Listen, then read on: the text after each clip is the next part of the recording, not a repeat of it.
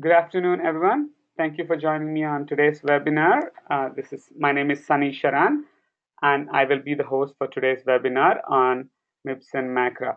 Before I start my webinar, I want to make sure you're able to hear me okay. Uh, okay, thank you, Kelly, for confirming my sound's okay. With that, I'd like to go into the topic for today. Today, I'd like to spend some time discussing how to select the 6 measures for the quality performance category. I did this session earlier this month. So my second sessions in the month are a repetition from my first sessions. So most of the information will be I'll be repeating what I've covered earlier in the month, and also have a little more in this session. So I'm going to recap what I covered in my last session and also talk about selecting measures for the quality performance category. With that, about Itto Health. Itto Health is an innovative healthcare IT solutions company, and we specialize in meaningful use, HIPAA compliance through our portal called HipaaWatchdog.com, which is a very easy to use HIPAA compliance portal. It helps you in staying in compliance with HIPAA. And then we also provide consulting services around quality improvement programs. We're also a PQRS registry, and we also provide consulting services around electronic health records. We can work with any EHR and help you optimize your EHR to best suit your needs. So why do we do our webinars? This is what it is. When we work with over 1,000 providers in Southern California and throughout, and some of them are throughout the country. The main thing we hear is, hey, you know what? There's so many compliance requirements. So this is our effort to make compliance easy for providers. So we want to simplify compliance, and we do our webinars keeping that provider in mind who's frustrated with seeing patients to billing to staying compliant. So we want to do our effort to simplify compliance for our providers. So purpose is to simplify compliance and most importantly, educate our participants on MACRA, MIPS, and APMs. The other thing that's important we do this is, these regulations come in, most of them, require the same thing. So by educating our providers, we believe that you're well prepared to stay on top of the compliance. And the way we structure our webinars are they're bi-weekly, every alternative Wednesday. So today is Feb 22nd. My next webinar is the second one in March, second Wednesday in March. So it's every alternative Wednesday, and it's 12:15 p.m. Pacific time and 1 p.m. Pacific time. It's between 12:15 and 1 p.m. The webinars will be structured to assist attendees with MIPS compliance. Participation is highly encouraged in our webinars. So if you'd like to ask questions, please feel free to type in the chat window, raise your hand using the hand icon on GoToMeeting. I will answer your questions. So please feel free to participate. And if you have something to share, let me know. I'd like to unmute you, and you can discuss also. So I would like to encourage interaction in my webinar. So if there's something I can learn from you, I'd love to open the conversation. So with that, the objectives for today, I'm going to recap what I covered in my last webinar. And also I'm going to talk about quality performance category and selecting the 6 measures. So I'm going to go through the QPP website again and identify one of the, how you might want to start looking at selecting those 6 measures. With that, I want to make sure everybody's with me. Any questions so far? If you have any questions, let me know. Because I've covered some of the topics in my last webinar, I might go a little fast. If you have, if I'm really speeding, if I'm going too fast, please let me know. I'll slow down because I do have new participants and repeat participants from my previous webinar. So I will kind of pace my conversation a little faster. So if you have a concern, please let me know through the chat window, and we'll go from there. Recapping what, for those of you who've never attended my webinars, what's MACRA? MACRA is Medicare and CHIP Reimbursement Act of 2015. It makes changes to how Medicare pays providers through the fee-for-service, the Part B program, and these changes create what's called a QPP. I want you to remember this acronym for those of you, QPP, Quality Payment Program. If you haven't done so, it's very important that you remember this acronym, QPP, or Quality Payment Program. You will see this in your communications from Medicare. So that's the Medicare payment program. So the underlying framework of QPP is QPP rewards providers for better care and not just more for care, which means there is you're getting paid for the value you deliver to the patients. It combines existing reporting programs into new system. This is one thing I think I appreciate, and I think providers will appreciate also. Till last year, if you are a Medicare heavy provider, you had several compliance initiatives. You had PQRS, value-based modifier, meaningful use. You had all of these going together, and you had to report for PQRS and meaningful use separately. What MACRA does is it combines meaningful use, PQRS, value-based modifier into one program. So we'll talk about that briefly. So that's the recap. There are two paths in MACRA, which is one is merit-based incentive payment system applicable to eligible clinicians serving Medicare beneficiaries. This is not applicable to hospitals or facilities or clinicians. This is not applicable for hospitals or facilities. Primarily, MIPS is for individual physicians or physician groups. And the second path is APMs, Advanced Alternative Payment Models. This is where applicable to accountable care organizations, patient-centered medical home models, bundle payment models, and end-stage renal disease models. So the advanced alternative payment models are the other way to comply with MACRA. So I want to ask one question for those of you who attended my webinars. I want to make sure that you made a decision whether on which path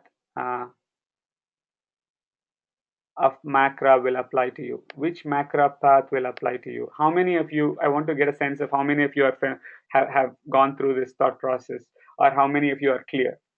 So I want to make sure please answer this so I know where you stand.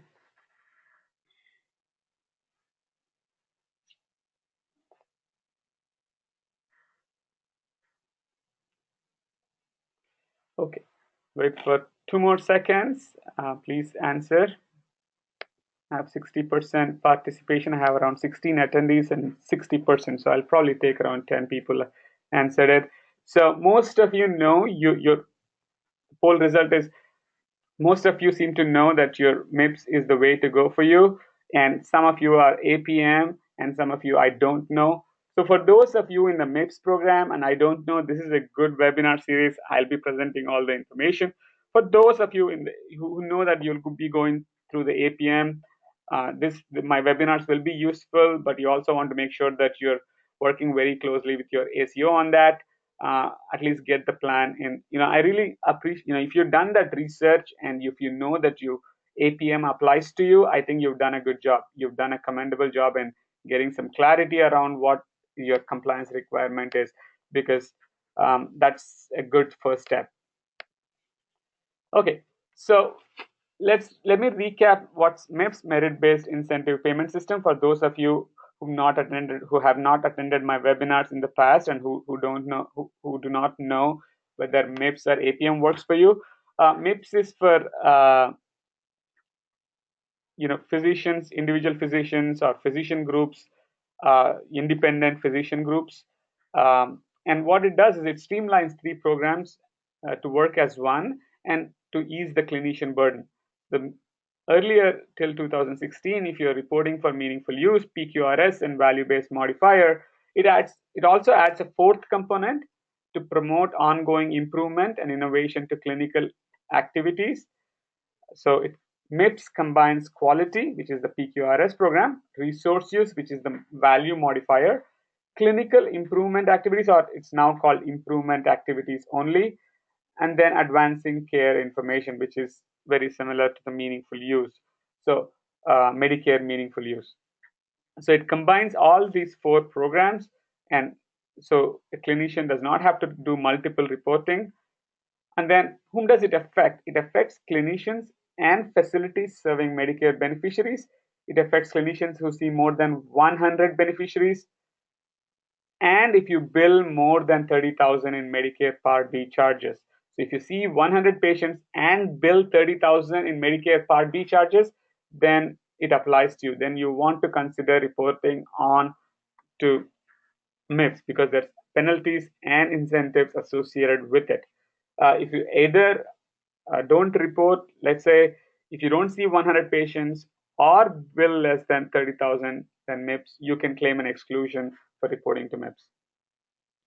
Eligible clinicians can participate in MIPS as you can participate as an individual or as a group. So one of the things I'd like to tell you is if you are, it's better to report as a group because you're still reporting as a group rather than an individual. So MIPS gives some flexibility to report as an individual or as a group. Earlier in the Meaningful Use program, you had to report as an individual provider, whereas in the MIPS, you can report as a group. Some of the key things to remember are there are weights associated with each performance category.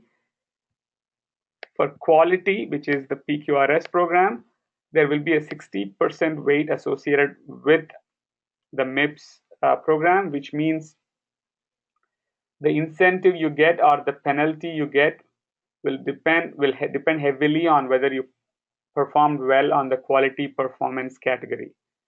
The weight associated to the advancing care information or the current meaningful use, Medicare Meaningful Use program is 25%, and this is supposed to change year after year.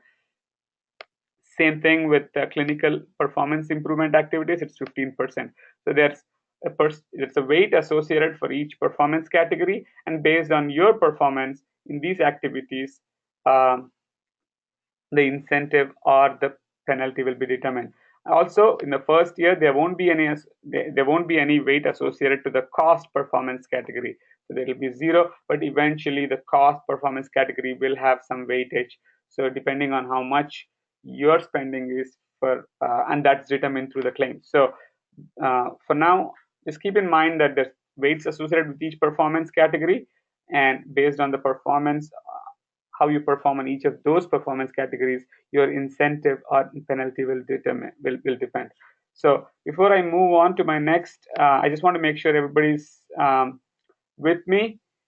If you have a question, let me know. Or if I'm going too fast, let me know, because I've covered this several times and I don't want to demotivate some of those who attend my webinars regularly. So please give me some feedback on, okay. This is good, thank you. Yeah, so there's a question from Deepthi. Yeah, the percentages are only the first year and they're supposed to change after year 1. So year 1 performance category, year 1, this is the weights here are for the year 1 only, and they will change after the first year. Okay, any other questions? Could I participate in the, there's a question, I think I want to make sure, this is a good question from Andres Terreros. Hi Andres. Andres asks, could I participate in the MIPS and the APM program? The answer is yes, you can. You can participate in the MIPS and the APM program. However, I will get more clarity on this one because I'm getting this question very often. And the reason why I'm getting this question is providers know they're part of an ACO, and the ACO is saying we'll submit on your behalf, but providers don't want to lose, want to make sure that they are submitting on their behalf, because at the end of the day, it's the provider's practice. So the answer is yes. The logistics, I don't know. And the incentives also, if you report through an APM, your incentive is a flat 5%. 5%, and if you're reporting through the MIPS program, it might vary depending on how you perform with the rest of the providers. Eventually, it may be better to just participate in the APM program. But my answer at this point is yes, you can participate in both. I do not have clarity on how to do that, how to participate in both programs. So I'll get more information, Andres, in my upcoming webinars, and I will definitely email this to you. So I will find out and let you know. But my answer is yes, you can participate, but I do not know how you kind of draw that line because both of them will yield incentives. So at some point, you have to determine whether you have to choose one. So I don't know the logistics. I will get that to you in my upcoming webinars. Any more questions? Okay, so if I don't have any more questions, I will go to MIPS performance category. This is a recap. Again, I briefly talked about it. So I talked about 4 performance category: quality, in my previous slide, quality, advancing care information, improvement activities, and cost. So today I'm going to spend more time. The rest of my session will be on quality performance category. As we discussed, this is the one that with the most weight on it. Quality performance category is the current PQ, is the replacement for the current PQRS program. This particular performance category requires providers to report on 6 measures. One of them should be an outcome measure or another high priority measure if the outcome is not measured. So I'll talk about what's a high priority measure and what's not when I demo the QPP website. I'll take some time to go through that website. So it has to have 6 measures to report on, and one of them have to be a high priority measure or an outcome measure. You can select from individual measure or specialty set measures. I will also talk about that when I do the demo in just a few minutes. So remember this, for quality performance category, you have to select 6 measures. One of them has to be an outcome measure and another high priority measure. The second one is you can select from individual or the specialty set measures. The key changes from the PQRS program, in PQRS, if you remember, if you're doing the individual measure submission or through your EHR, you are required to select 9 measures with no domain required. I mean, 9 measures, and they have to be out of 3 domains. Whereas in the quality performance category, they have to be 6. One of them have to be outcome or a high priority measure, and that's it. So that's a change. There's an emphasis on outcome measurement, and the year 1 weight is 60%.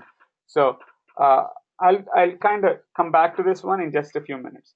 So what do you have to do in order to really thrive in quality performance category? Also, I want to remind you, you'll hear several acronyms thrown at you: value-based care and doing well. So when people are referring to value-based care, it also refers to the QPP model and improving on quality. So anyway, I just want to throw it out there. Throw it out there. When people are referring to value-based care, the effort of adopting to MIPS and MACRA is in the direction of value-based care. Anyway, coming back onto this one, step 1, what do you have to, so in this slide, I'm going to talk about what you have to do to be well prepared to do well in the quality performance category.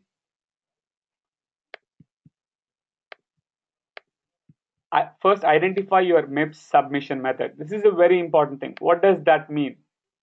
So this is what I have a question for you. My question is, I asked this question earlier.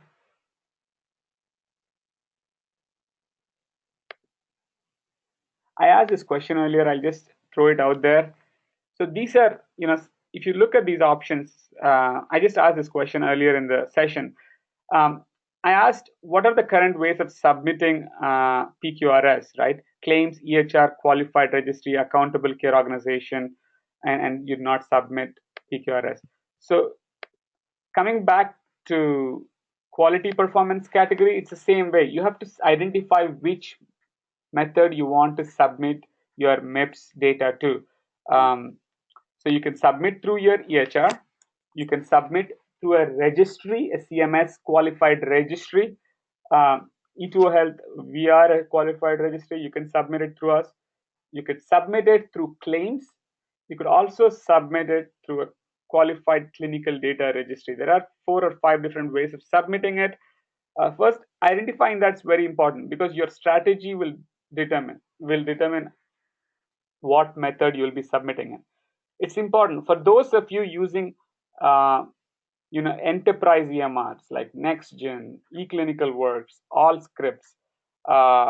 You know, several EMRs allow you to submit the data through their system. However, to note it, not all of them provide this for free. So some EMRs do it free of charge. Some EMRs will charge you a fee. Nobody knows at this point because this is all relatively new. So your first step would be talking to your EMR vendors and asking them, hey, can we do MIPS submission through you guys? That's one question. The second question is, will you charge me money for that? So that's the second question. So let me ask this question. If for those of you who've already gone through this process, do you know if your EHR will report MIPS data? So again, my question, I did not frame it right. The question is, do you know if your EHR will report MIPS data? Okay, so that's an important conversation you need to have with your EHR vendor. If you're on a sophisticated, or if you're on an EMR where you're paying more than $500 a month or so, then probably they do it. The reason I take $500 a month is anything, if you're paying $500 or more, that's I would consider that as a sophisticated, reliable EMR per provider per month. Their enterprise like Allscripts, NextGen, so all of them will do it. EMDs, several of them will do it. The main thing is they may not do it for free. So you need to find that out. That's my first action item for you. So I have 10 people who responded. Out of that, 25% know their EMR will do it. Some of them, 13% know. 60, several of you, you do not know. So about 6 of you. So if you don't know, here's my action item for you. Go and talk to your EMRs, whether they'll be there with you when you're ready to submit your MIPS data. Okay, that's important. That's very important because knowing that now is important so you can plan how to, you do well on the quality performance measures. Second, once you determine, let's say you're going to submit through your EHR. Your step 2 is identify 6 measures that you'll be reporting on from qpp.cms.gov. You need to identify those 6 measures that you'll be reporting on. So I'll show you in the next slide. I'll talk about how to select those measures, but that's your second step. And third step is then you please track them regularly and have an ongoing evaluation of how you're doing on those measures, because your payment, your incentive or penalty will determine on how well you do on those measures. Okay. Now, before I go on to, so let me talk about the submission method. These are the 4 submission methods. One is you can submit through claims.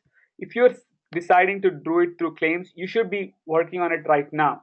So my question to anyone, it's an open question. I don't have a pre-populated question. Is any one of you, are you planning to do your MIPS through claims? If you are planning to do it, let me know. You should be doing it right now. And how do you determine that is if you've done your PQRS through claims. I've actually seen providers who do PQRS through claims. Actually, I'm impressed with how they do it, but it's there's some planning that needs to be done. You set it up in the EHR, and when you're closing the node, the provider can choose the G codes, and the biller can send those G codes to the payer. So several providers don't do it, so this may not be an option for you. So the two most common things that I think providers will select is EHR or qualified registry. If you're not part of an APM, these are the other 2 options, EHR or through a qualified registry. Anybody with a sophisticated EMR will do it with EMR. Anybody who are not on an enterprise level EMR will do it through a qualified registry. If you're on paper, your only option, and you're not doing claims, then your only option is qualified registry. Qualified registry is your last backup option, and also it may be your best option if you need hand-holding support. They might hand-hold this for you and do it. So one thing I want all my webinar participants is, please be sure how you will be submitting your MIPS data. I do not want you to miss it. Forget about this. What happens is, if you don't plan for it now, you'll come back and you'll get a letter and you'll be saying, hey, I got like 4% dinged because I did not plan on doing this. So plan on it right now. This is the first step you have to do. So once that's done, your next step is selecting the measures. So I want to just, before I go back to my next topic, I want to make sure I stop for any questions. So any questions so far?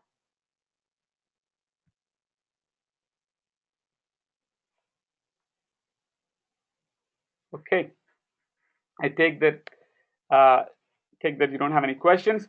So selecting measures, a few pointers to selecting the measures. So one of the things I talked earlier are, you can report as eligible clinicians or as a group, and you're required to report on applicable measures.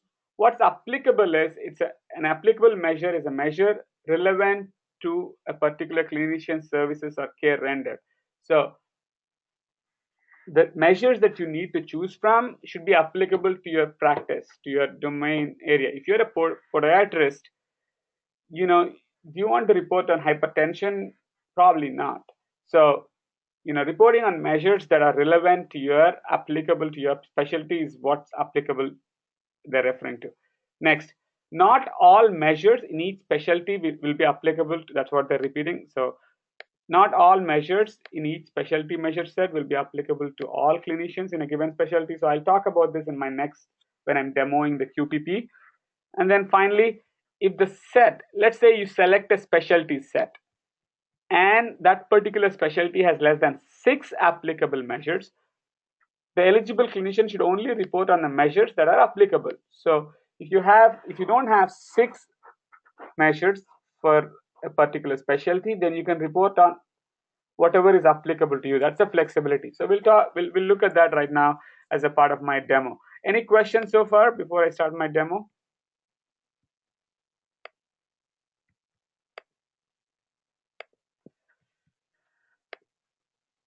Okay. So again, I've demoed this last time and I'm demoing it again. This is a very good website. So I want the participants on my webinar to be very familiar with this website, qpp.cms.gov. So you can go there and learn, keep up with what's happening on MIPS and MACRA. So today we're discussing about quality measures. So let's click on the quality measures. And here's this section will help you select your 6 measures. I want to talk about a few things. I asked you earlier, I mentioned how many measures we need to report for MIPS. It's 6. So we need to select, every clinician should select, or the group, if you're reporting on a clinician level, you have to report on 6 measures for the clinicians, for that particular clinician. I talked about one of those 6 should be a high priority measure. So how do you know that? So you can filter that out and it'll give you a high priority measure. So the system has identified high priority measures. Then I also talked about the data submission method. So this is one of the things you need to know in order to decide which measures you need to select. So are you going to be sending it through claims? Are you going to be doing it through CMS web interface when that'll open? Are you going to be doing it through EHR? Are you going to be doing it through registry or through a CSV? So what are your options to submit? What is your option of preferred method of submitting the data? So that's important. So make sure that you select that.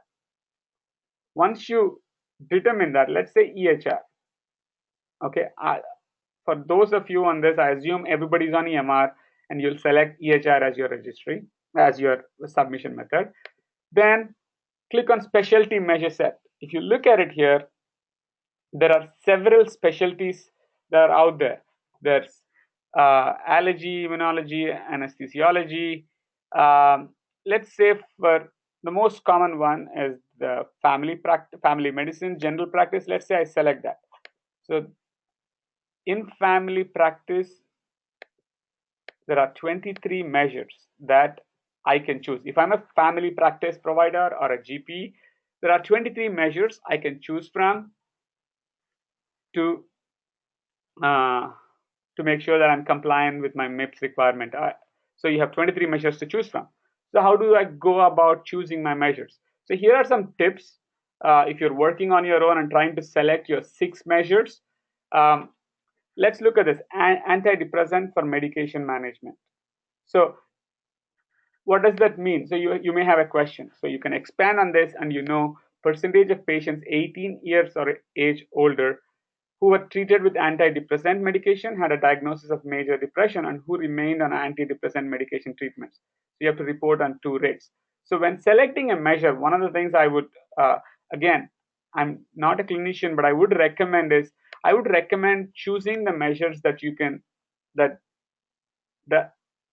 you know, eventually the goal is to pick those measures that you can really make an impact on.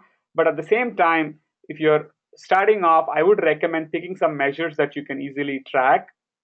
Like, for example, here's one measure that you will do it no matter what. What is that? Documentation of current meds in the medical record. This particular measure, as a provider, you do that. So when your MA will do it, or in the beginning, or you will do it when you're doing electronic prescription. Choosing measures that really does not significantly alter your workflow and cause an additional burden would be my recommendation. Again, I'm not a clinician. I'm not recommending it, but that's what I would prefer. I've worked with a clinician this weekend, and when she was selecting the 6 measures, I thought, I saw the way she picked her measures, and she felt, hey, I'll take this one because I do that all the time. So picking measures that you easily track would be my first approach. So I selected documentation of current medications.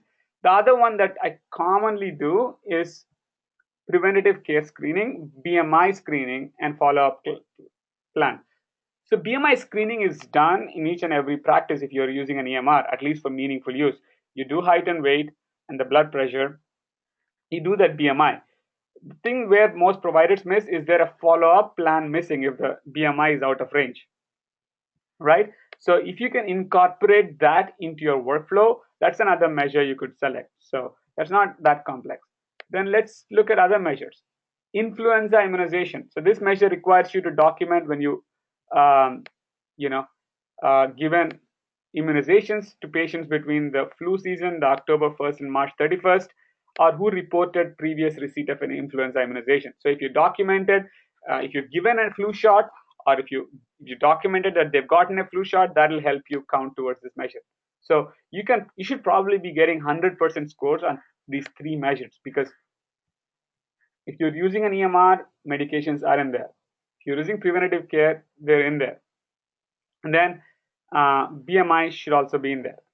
So those are 3 measures that you could easily meet. Then let's look at some of the other measures. The diabetes A1C poor control. So for those of you seeing elderly patients and high-risk patients, so if you're interfaced with the labs, with Quest or LabCore, this measure should be easy to meet, because whenever you order hemoglobin A1C and you get abnormal results, that's documented in the EMR. So this is something that you may want to add if you are in an EMR, even though, and I've seen providers complain, hey, you know what, I may not have so many patients with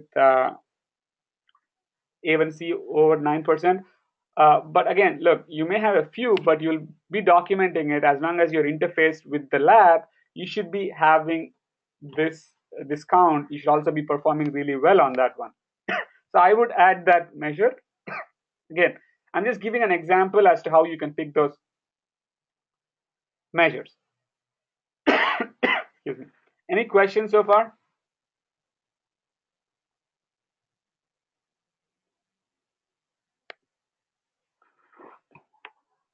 Okay, so if I don't have any questions. I'll move on to picking 3 more measures. So let's see how many I've selected. I've selected 4: diabetes A1C, documentation of current meds, preventative care, um, influenza immunization. What else can I pick? I can pick the screening ones, right? Let's say I select, you know, cervical cancer screening. If I'm doing PAPS, I'll select that. And then there's one more thing I need to select. What is that? The one that I need to select is a high priority measure. Let's just say I'll try to pick one high priority measure.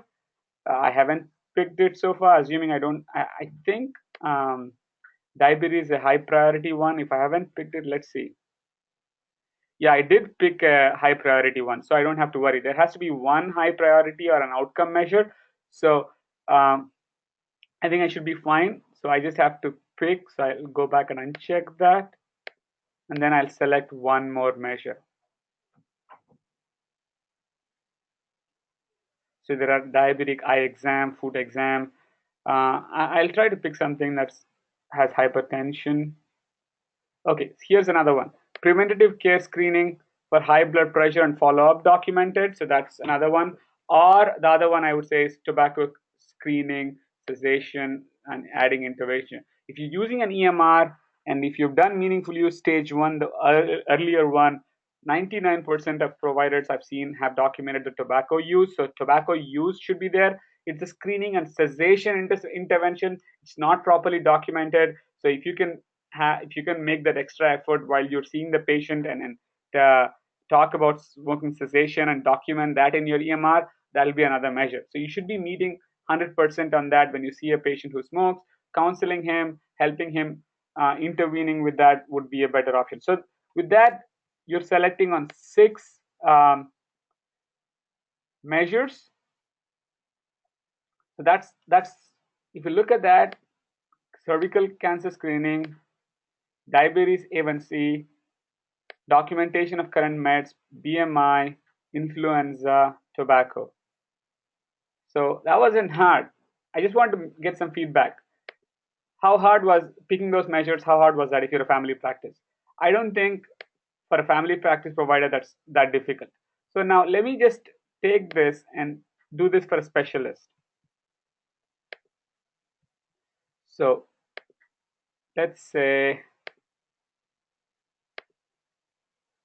so for vascular surgery, so I have only 6 options. I don't have all the other, and those are again preventative care screening, high blood pressure, BMI, current meds, high blood pressure, and closing the referral loop. So those are the 6 things if you're a vascular surgeon. So let's pick another specialty. I'm just going through this, so so for radiation oncologists, if you're a radiation oncologist and if you have to pick measures, there are only 2 specialty measures. So you just have to report on those 2 measures if it's applicable to you. Medical and radiation pain intensity quantified and prostate cancer. So there are only 2 options if they're applicable to you. If they're not applicable to you, you don't have to report. I see I have a question here. Okay. Thank you for the feedback. So that's all about selecting measure set. Let me just select one more specialty before we go. GI. No. Yeah, let's see. So you have 5 measures, and if you don't have 6, you can only select 5 and report on those. And those are, if you see screening, you get 3 screening, current meds, and the closing the referral loop. So not that hard. So screening measures seem to help you out. So you should be doing 100% on those. So with that, those would be my recommendation for those of you who are starting on that. So please, yeah, if you need any help selecting the measures, let me know. I'd be happy to set up some time. So there's a question: if there are only 2 measures applicable to their specialty, will they be penalized or scored lower for not reporting on 6 measures? Based on what I know, if there are only two measures that are applicable to your specialty, and those are the only two measures that you can report on. You can only report on those two. You will not be penalized. Okay. So here's an example. So if I go about picking those measures, I would pick the screening, current meds, preventative care screening, another screening measure for tobacco. Closing the referral loop is the most common, is the other common one if you're a specialist. Or if you're a PCP, also a receipt of the specialist report, and the hemoglobin A1C and hypertension measures. So sorry about that. Okay, so that's how I would select the measures. Then once you select the measures, okay, that's a question from Angela Qureshi. Angela says, for nephrologist, I do not see the specialist in the nephrology. So let me see. You do not see the nephrology in the specialty. Let's see. Okay. So yeah, probably they'll add it. I would say for nephrology, let's say internal med. I think you'd probably have to pick some of the chronic kidney disease kind of thing. They're adding additional specialties to it. If you don't see your specialty, then what that means is you have to select individual measures, which means let me just say let me clear all filters. There are 271, so you just have to go through. So if your specialty set is not here, then what as a provider you have to do is first select, let's say you select EMR, that narrows it down to 53. Out of these 53, you have to select what you have to do. Alternatively, if EMR doesn't allow you, then you go through registry. You have more measures, 243 measures you can submit through the registry. So that's how you'd go about submitting individual measures. So Deepti is assisting me. Deepti says urology may have a few common questions. So you might be able to select from other specialties that might have some common questions. That's what you'd go about doing that. Thank you, Deepti. Angela, does that answer your question? So that said, once you selected your measures, start tracking your measures. Thank you. You're welcome, Angela. So start tracking your measures. Have a monthly meeting with your clinical staff to evaluate how you're doing it.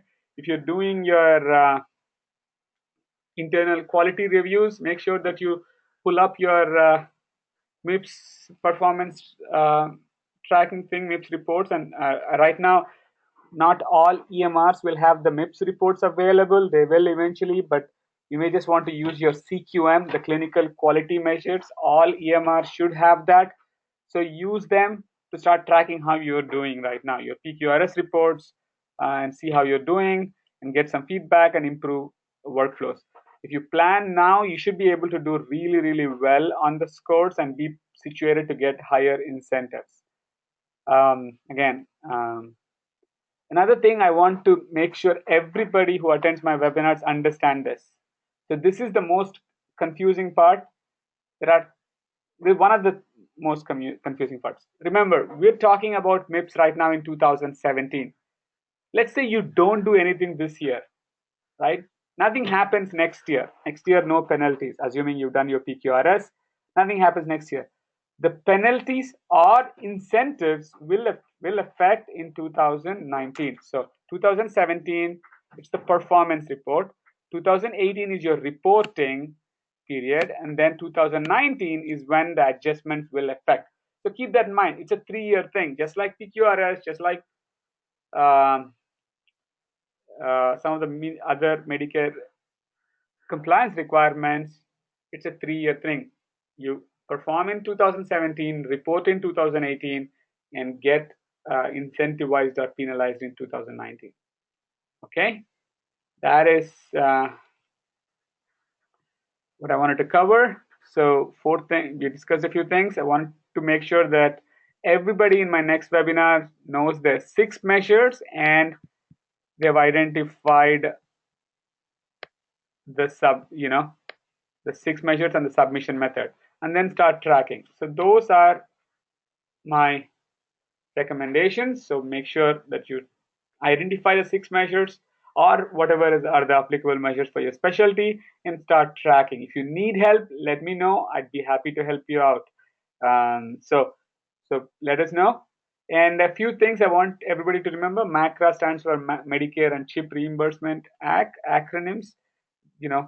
We get thrown at a lot of acronyms, so I want to make sure I talk about some of those acronyms. QPP stands for Quality Payment Program, MIPS, Merit-Based Incentive Payment System, and APM for Advanced Alternative Payment Model. Those are some of the acronyms. Okay, with that, my final round for questions. If you have any questions, let me know. It's actually 1:03. I took a little more time today. Apologize. If you have any questions, let me know.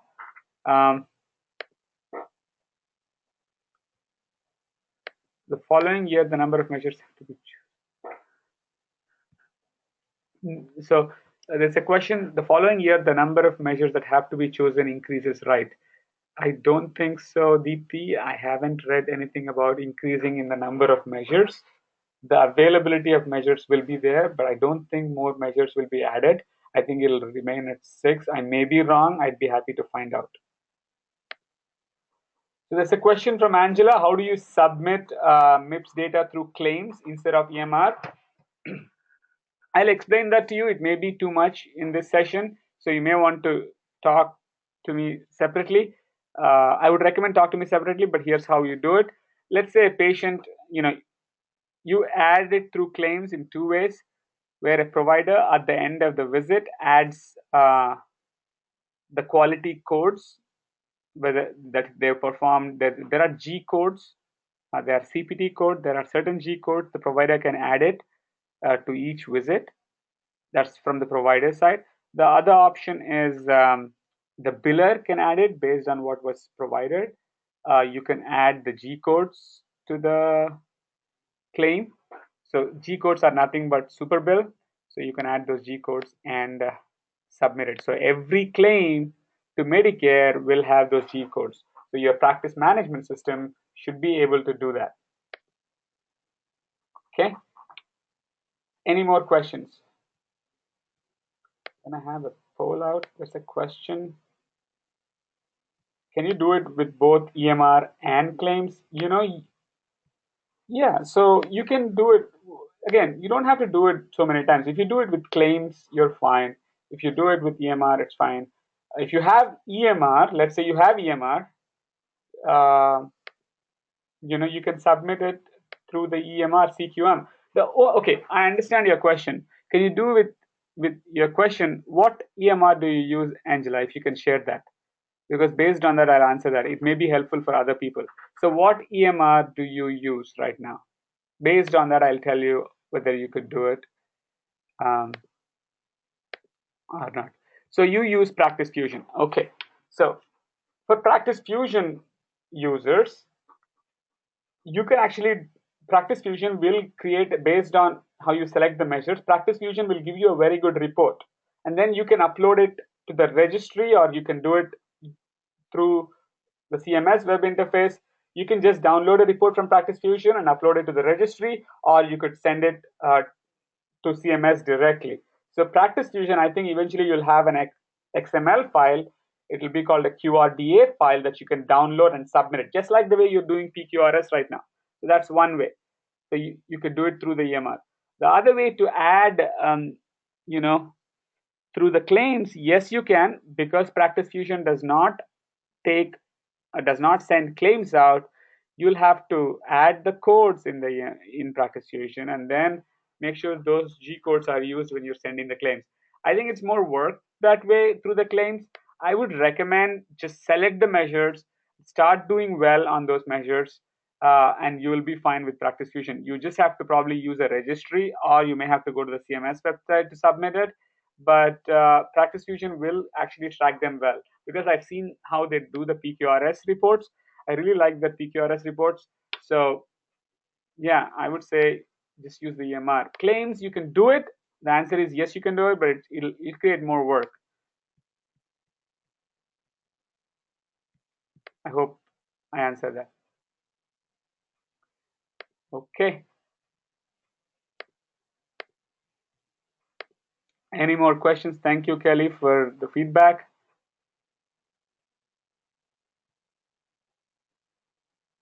Okay, I just have my last question. Did you learn any new information today?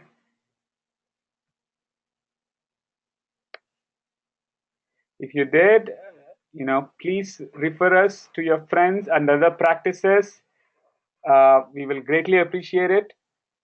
We work through referrals, and one of our core competencies is we find grants that will benefit you. Even though we're a private company, we work with various health plans and we find grants. So we're currently working on grants in LA and Orange County, and we can provide free services. So I would strongly recommend that if you like our webinars, please refer us to your other providers. We might be able to help them for free, because we work through the health plans and we can find a grant that might be able to provide services for free. So with that, I will conclude my webinar. Thank you. Let me share it. 100% felt, I have 50, out of 20 participants, I had 56% vote on it. Let's say 11 people voted on it, and everybody felt it was useful. So I'm very grateful for that. Thank you, and have a wonderful rest of the day. Bye then.